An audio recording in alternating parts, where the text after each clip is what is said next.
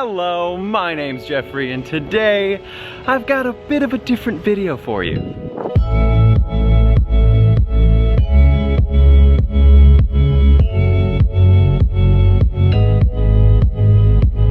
So I get asked a lot, how do you world build? Where do you start? And how do you find inspiration? And the best place to find inspiration for me is the real world. So that's what I'm doing here.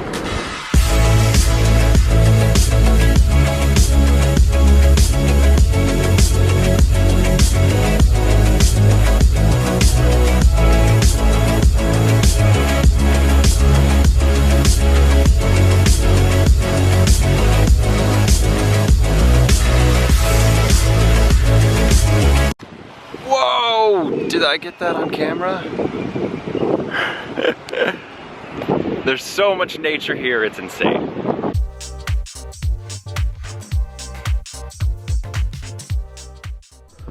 The Galapagos is a volcanic island chain located 600 miles off the coast of Ecuador, famed for its isolation and microcosm of evolution. But it can also be used as a beautiful subject to study for world building. Now, when creating the map for your own world, you can't just place a bunch of stuff down randomly. Well, you can, but it won't look very good. And I know this is fantasy and all, so, I mean, you can do whatever you want, but the closer you can get your map to reality, the better it's going to look. And luckily, reality behaves in very predictable ways that can be easily imitated. But in order to imitate them, we must first understand how reality works. So let's start at the beginning, shall we?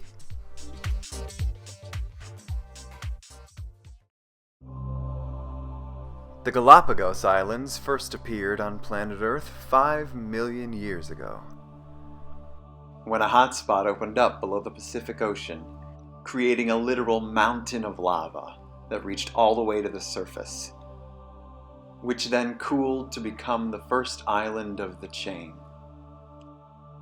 And just like these young islands, every world began as a blank canvas of magma.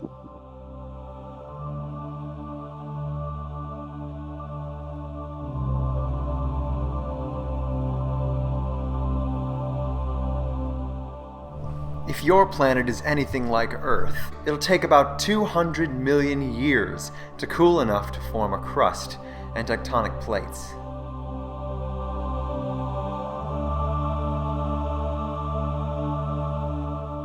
Tectonic plates are like the enormous jigsaw pieces that every planet's surface is made of.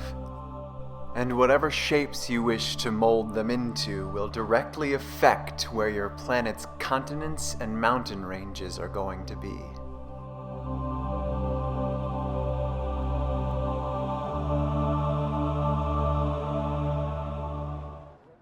The Andes Mountains here in Ecuador are part of the largest mountain chain on the planet.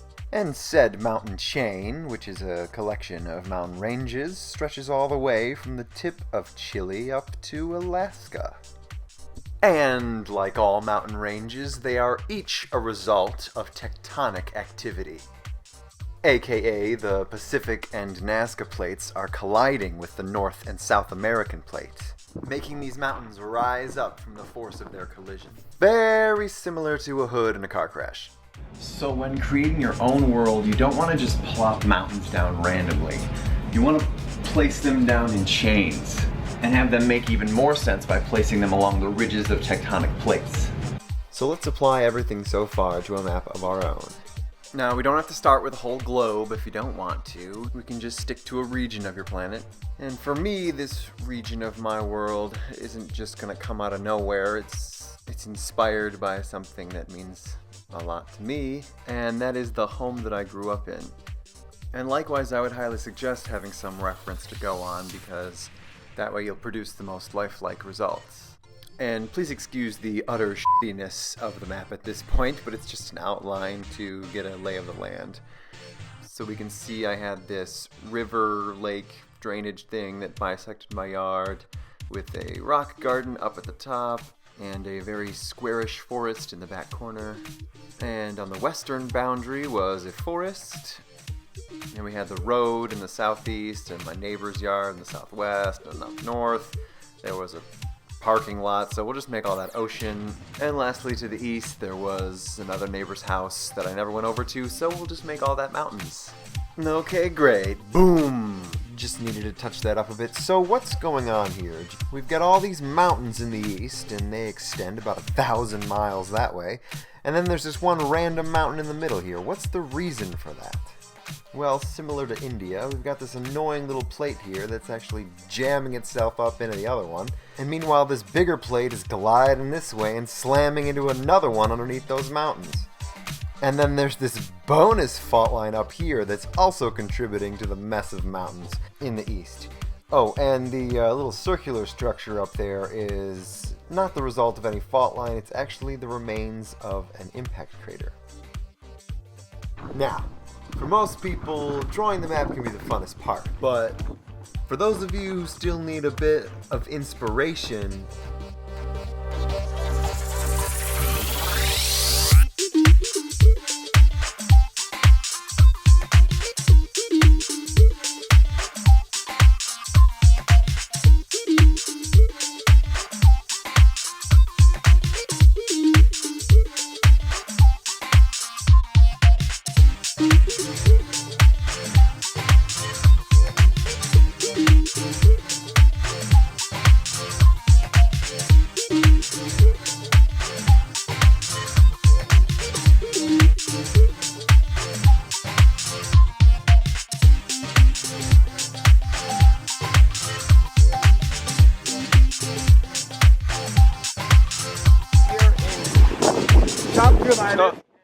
and you don't even need a physical location to go off of.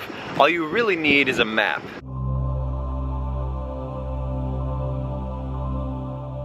take a look at real-life shorelines and notice that none of them are too smooth and none of them are too rough.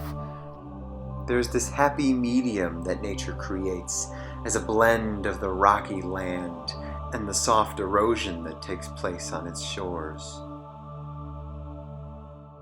Once you start to notice this natural blend, it'll be much easier to recreate for yourself.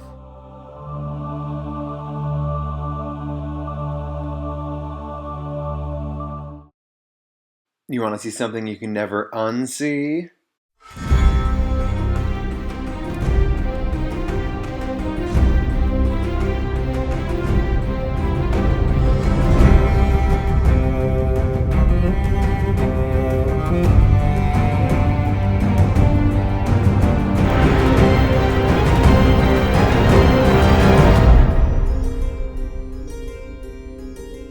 So now that your map is starting to take shape, there's one more key feature that we need to talk about, and that would be rivers. This is Lake Toreadora, one of over 200 alpine lakes high up here in the Andes. And it's from these lakes that rivers spawn and flow all the way down to the ocean.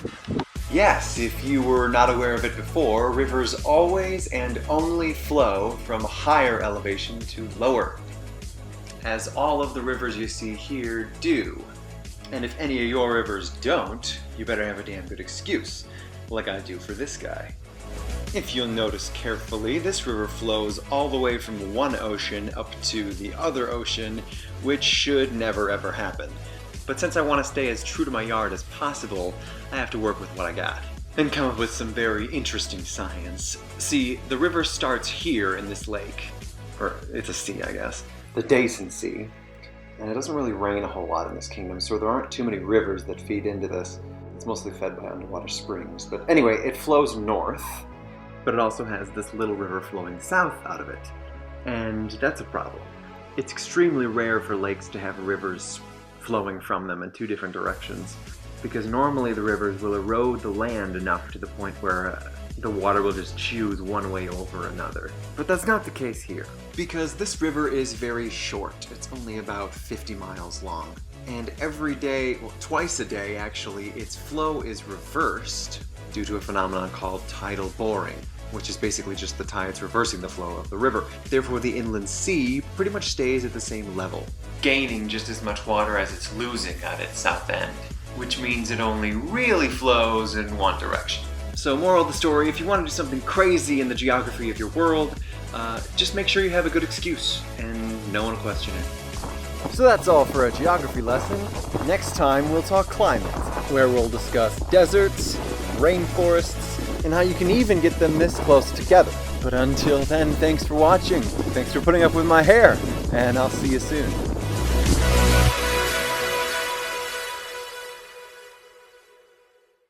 So now that we know how to build a planet, we're gonna need things to be able to live on it.